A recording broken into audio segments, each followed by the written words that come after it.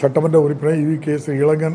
இளங்கோவன் அவர்களுக்கும் மாண்புமிகு மறைந்த பாரத பிரதமர் முன்னாள் பாரத பிரதமர் மன்மோகன் சிங் அவர்களுக்கும் இரங்கல் தீர்மானம் நிறைவேற்றப்பட்டு நாளை சபை ஒத்திவைக்கப்படும். அதன் தொடர்ச்சியாக 4 நாட்கள் சட்டமன்ற கூட்டத்தொடர் நடைபெற இருக்கின்றது. புதன், வியாழன், வெள்ளி, சனி 4 நாட்கள் நடைபெறும். 4வது நாள் மாண்புமிகு தமிழக முதல்வர் அவர்கள் ஆளுநர் உரைக்கு நன்றி தெரிவிக்கும் தீர்மானத்தின் மீது மாண்புமிகு முதல்வர் அவர்கள் பேசி நிறைவு செய்வார்கள். நன்றி. முதல் 3 நாட்கள் நிச்சயமாக இருக்கும். பிறகு சட்டமன்றத்தில் உள்ள விருப்பப்படி நடந்துவிடும். நீங்கள் தானே பார்த்துக்கிட்டு இருந்தீங்களா? எல்லாருக்கும் நீங்கள் எல்லாருக்கும் அங்கே இருந்தீங்க. எல்லாருமே நம்ம உறுப்பினர்கள் உங்களுக்கு தெரியும், வெளிநடப்பு செய்த யாரெல்லாம் பண்ணாங்கன்னு உங்களுக்கு தெரியும். அவங்க எல்லாருமே காங்கிரஸ் கருப்பு பேச்சு அணிஞ்சு வந்திருந்தாங்க.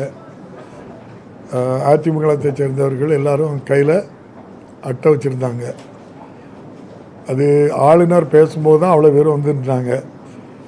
அண்ணா யூனிவர்சிட்டியில் நியாயம் வேணும்னு கேட்டாங்க. அண்ணா யூனிவர்சிட்டி வேந்தர்ங்கிற முறையில் அவருக்கு எதிராக பண்ணாங்களா தெரியல எனக்கு.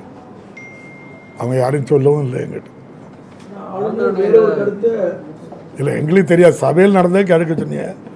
சபையில் அண்ணா பல்கலைக்கழகத்தினுடைய வேந்தர் இன்றைய ஆளுநர் அவர் பேச எழும்பும்போது தான் அவங்க அவ்வளோ பேரும் எழும்பி பதாதையை காட்டினாங்க. நானும் சிஎம்ஓ பேசக்கு முயற்சி பண்ணும்போது அந்த பதாதையை காட்டலை.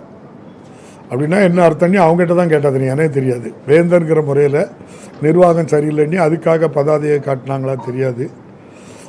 அதனால தான் நான் சொன்னேன், எங்கிட்ட கேட்காம எதையும் போடாங்க. என்ன நடந்துன்னே தெரியாது அங்கே உள்ளுகளை. அவங்கள பேசக்கும் யாருக்கும் நம்ம வாய்ப்பு கொடுக்கல.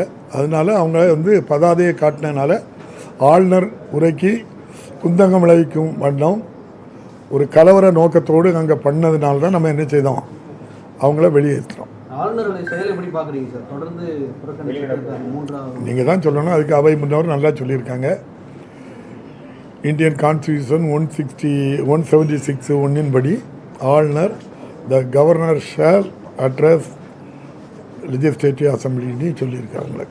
அவங்க இதில் கண்டிப்பாக என்ன செய்யணும், வாசிக்கணும். அது நம்ம அவை முன்னர் ரொம்ப தெளிவாக சொன்னாங்களே. இந்த மாதிரி ஆளுநர் அவர்கள் அந்த ஜனநாயக கடமை என்ன செய்திருக்கணும், நிறைவேற்றிருக்கணும். தொடர்ந்து இதுபடி 3வது வருஷம் இது பண்ணிகிட்டு இருக்காங்க. அது நம்ம அவையிலே தீர்மானம் கொண்டு வந்து அதை தவறுங்கிறத என்ன செய்திருக்கோம், நம்ம கண்டிச்சிருக்கோம்.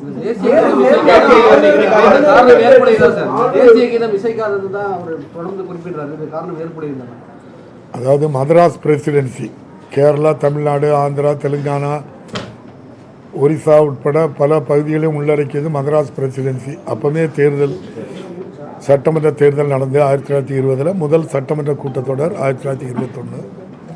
அதன் தொடர்ச்சியாக நடந்து வருகின்ற மரபுபடி இந்த சட்டமன்றம் நடைபெறுகிறது. எந்த ஆளுநராக இருந்தாலும் இப்படிப்பட்ட பிரச்சனையை உருவாக்குனதில்லை. இன்னொன்று நம்ம அவை முன்னவர் சொன்னாங்க, 1995 மாண்புமிகு முன்னாள் ஆளுநர் சென்னாரெட்டி அவர்களுக்கு உடனே அவங்கள திரும்ப பெற வேணும், புதுசாக ஆளுநர் போடணும்னா எங்கிட்ட கேட்டு தான் போடணும்னு சொல்லி மாண்புமிகு முன்னாள் முதலமைச்சர் அம்மையார் ஜெயலலிதா அவர்கள் இருக்கும்போது ஒரு தீர்மானம் நிறைவேற்றினாங்க. அதுக்கு பிறகு தான் 1996 பிப்ரவரியில் கவர்னர் உரை நடந்தது. அவர் தன்னுடைய ஜனநாயக கடமையை ஆற்றிட்டு தான் போகிறாங்க. அந்த கவர்னர் சேர் அன்னைக்கு என்னோடு நீங்கள் தெரிஞ்சுடுங்க, கவர்னர் உரை நடைபெறுகின்ற அந்த நாள் சட்டமன்ற கூட்டத்தொடர் எத்தனை நாள் நடந்ததுங்கிறதுல அதில் கவுண்டிங்க்கு வராது. அது சட்டமன்றம் நடந்ததாக கருதப்படாது. அவங்களுக்கு அந்த ஒரு ரைட்டு, அந்த டெக்ஸ்ட்டை ரீட் பண்ணிட்டு போனோம், அந்த உரிமை மட்டும் கொடுத்துருக்கு. ஏற்கனவே உங்களுக்கு சொன்னதான், கருத்து சொல்லுறதுக்கெல்லாம் யாருக்கும் உரிமை கிடையாது. ஒன்லி சட்டமன்ற உறுப்பினர், மக்களால் தேர்ந்தெடுக்கப்பட்ட 234 பேர் தான் இந்த அவையில் கருத்து சொல்ல முடியும். மற்றவங்களுக்கெல்லாம் அந்த கருத்து சொல்லக்கூடிய உரிமை இல்லைங்கிறது உங்களுக்கு தெரியும். இது ஆளுநர் அவர்கள் இது ஒரு சாக்கு போக்காக அதை சொல்கிறாங்களே தவிர அந்த ஆளுநர் உரையை வாசிக்க விருப்பம் இல்லாத காரணத்தினால அப்படி பண்ணுறாங்கன்னு நான் தெரிஞ்சுக்கிட்டேன். அவங்கள பற்றி தொடர்ச்சியாக பார்க்க. நீங்கள் முறைப்படி அழைப்பு விடுக்க போகும்போது இது சம்மந்தமாக உங்கள்கிட்ட ஆளுநர் விவாதம் பண்ணாங்களா, இல்லை உரை இந்த மாதிரி தான் இருக்கணும் அப்படின்னு சொல்லி ஏதாவது ஒரு அதை என்கிட்ட சொல்ல முடியாதுல்ல தம்பி. அது ஒரு தேர்ந்தெடுக்கப்பட்ட அரசு அமைச்சரவை, அவங்க கூடி அவங்க தயாரிக்கக்கூடிய உரையை தான் அவங்ககிட்ட கொடுக்கணும். சம்பிரதாயம் முதல் கூட்டத்துக்கு அவங்க வரணும். அது பேரவை தலைவர் போய் நேரில் போய் அது நம்முடைய சம்பிரதாயம் மட்டுமில்லை, தமிழர்களுடைய நாகரிகம் பண்பு. அதை போய் ஐயா நாங்கள் இப்படி சட்டமன்ற கூட்டத்தொடர் அதுக்கு கூட்டத்துக்கு அனுமதியே சிஎம் அந்த கவர்னர் தானே தந்திருக்காங்க. அந்த தேதியில் போய் மரியாதை நிமித்தமாக தந்தோம். எங்களை நல்லா பண்பாக உபசரித்தாங்க. எங்களுக்கு டீ எல்லாம் தந்தாங்க. நல்லா சந்தோஷமாக தான் பேசிக்கிட்டோம். எந்த விதமான கருத்து முரண்பாடுகளோ அல்லது ஒருத்தருக்கு ஒருத்தர் ஏன் வந்தாங்க அப்படிங்கிற விட ரொம்ப மோஸ்ட் வெல்கம் அவங்க. அதே மாதிரி நீங்களும் பார்த்தீங்க, அவங்களுக்கு என்ன கௌரவம் உண்டோ அவ்வளவும் அது கான்ஸ்டியூஷனில் இருக்குது. இது தொடர்ந்து இந்திய அரசியலமைப்பு சட்டத்துக்கு விரோதமாக செயல்படுவது நியாயமானு நீங்கள் தான் சொல்லணும்.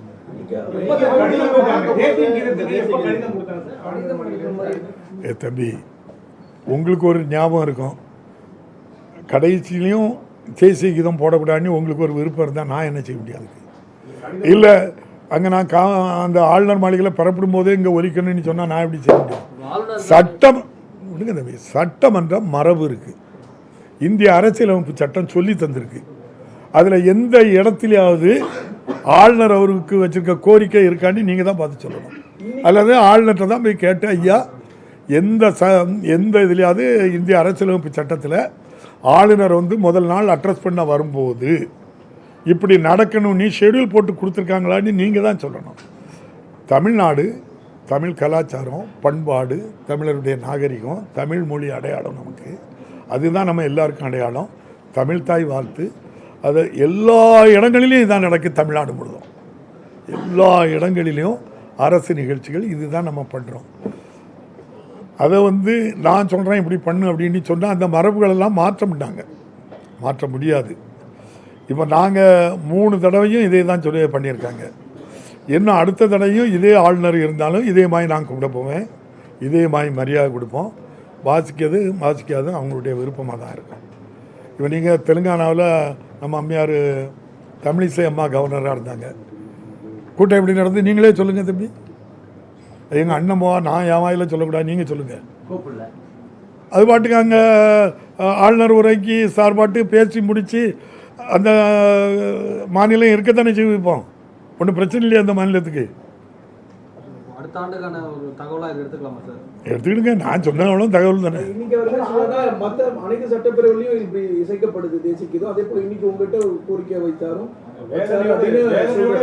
தம்பி, தமிழ்நாட்டு சட்டமன்றம் இப்படி தான் நடக்கும். அடுத்தால நாங்கள் ஜெயிச்சு வந்தாலும் இப்படி தான், ஜெயிச்சு வந்தோம் இப்படி தான் நடத்துவோம்.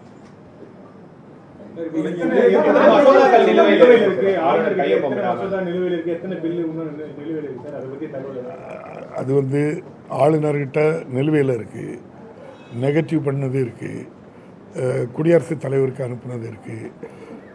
இவங்க முடிவெடுக்க வேண்டியது பிரைம் பில்லு இவங்க பாஸ் பண்ணியிருப்பாங்க. அதை திரும்ப சட்டமன்றத்தில் தீர்மானம் வச்சு திரும்ப கொண்டு போயிருப்போம். அதை கவர்னருக்கு பிரசிடெண்ட்டுக்கு அனுப்பியிருக்காங்க. அந்த விதிமீறல் சட்டமீறல்லாம் கைவந்த கலையாக இருக்குது. அந்த மாளிகையில் நாங்கள் என்ன செய்ய முடியும்?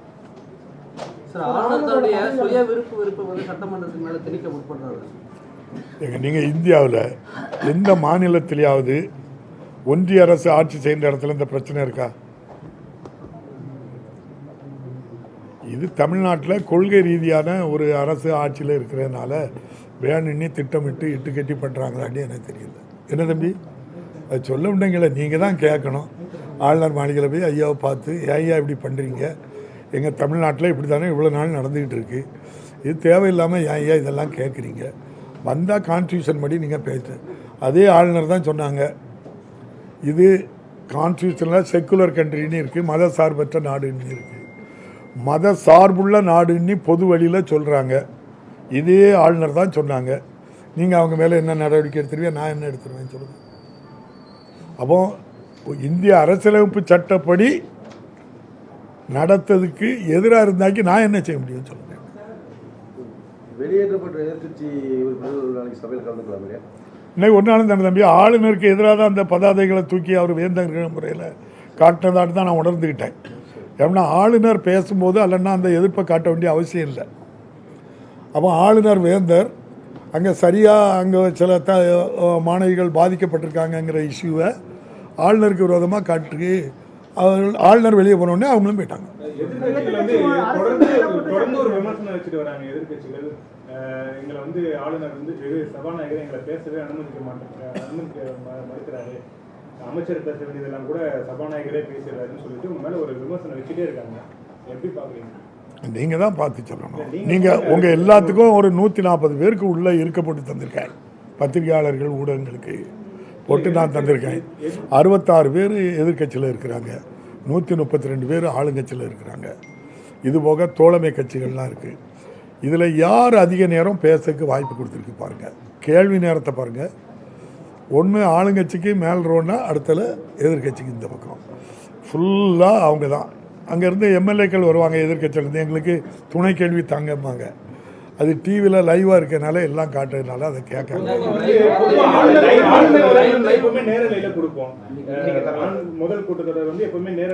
அவங்க பதாத அங்கே போட்ட தகராறில் என்ன டெக்னிக்கல் ப்ராப்ளம் ஏற்பட்டோ தெரியல, நான் பார்த்து சொல்கிறேன், கேட்டு சொல்கிறேன். எனக்கு தெரியாது அது என்ன நடந்துன்னு, எனக்கு என்ன தான் தெரியும். இப்போ நீங்கள் தான் காட்டிகிட்டு இருக்கேன்னு நினச்சிட்டு இருக்கேன் நான் இதுவரை. யாருக்கு நாங்கள் தான் காட்டிகிட்டு இருக்கோமே தம்பி. ஆமாம் தம்பி, சரி, பார்லிமெண்ட்டில் குடியரசுத் தலைவர் இப்படி வாசிக்க மாட்டேன்னு என்னைக்கா போயிருக்காங்களா தம்பி?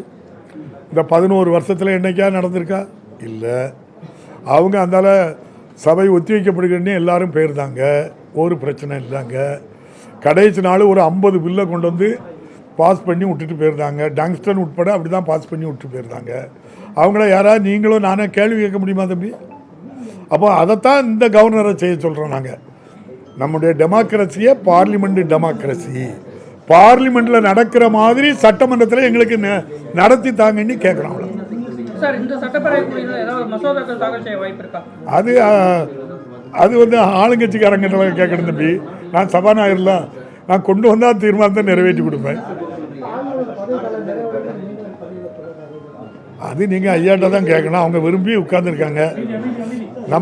நீங்கள் பாருங்கள், அவங்க விரும்பி உட்கார்ந்துருக்காங்க. நம்ம போய் நீங்கள் இருக்கக்கூடாதுன்னு சொல்கிறோம். அதுதான் நீங்கள் எங்கே போய் கேட்கணும் தம்பி. உங்கள் டெல்லியில் நீங்கள் என்ன பத்திரிக்கை தம்பி? நியூஸ் தமிழ் தானே. டெல்லியில் தான் உங்களுக்கு ஆள் இருக்க, கேட்க சொல்லுங்கள் தம்பி. ஆளுநர் மாளிகையில் போய் முடிஞ்ச பிறகு எதுக்கு வச்சுருக்கேன்னு கேளுங்க தம்பி. அங்கே அவங்க தானே குடியரசு தலைவர் தானே போடுறாங்க, அங்கே தான் கேட்கணும். எல்லாருக்கும் புத்தாண்டு பொங்கல் நல்வாழ்த்துக்கள். மகிழ்ச்சி, சந்தோஷம். நன்றி.